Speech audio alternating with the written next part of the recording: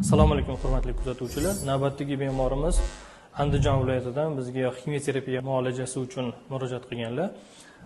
Lekin ekokardiografiya tekshiruvida bemorda qorinchalar usti paroksimal taxikardiyasi aniqlandi va bemor zudlik bilan reanimatsiya bo'limiga yotqizilib, tezkor choralar ko'rilib, xuruj bartaraf etildi.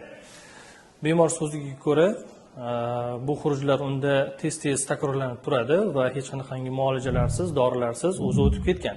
Lekin oxirgi xuruj kechasi boshlanib, hozir biz bartaraf qilguncha davom etgan. Bunday xurujlar vaqtida bemor yurak sohasida noxushlik, sovuq teri bosishi, yurak tez urib ketishi, tomoqda tiqilish hissi, kuchli hansirash kabi shikoyatlarni o'zida qayd etishi mumkin. Bunday xurujlar agar o'z navbatida tezkor bartaraf etilmasa agar yurakni haddan tashqari zo'riqishiga, bu esa o'z navbatida stenokardiya, miokard infarkti va oxir oqibat kardiak shokka sabab bo'lishi mumkin. Agar sizda ham yuqoridagi shikoyatlar tez-tez takrorlanadigan bo'lsa, zudlik bilan kardiologga ko'rinishingizni tavsiya qilaman. Yuragingizda ehtiyot qiling.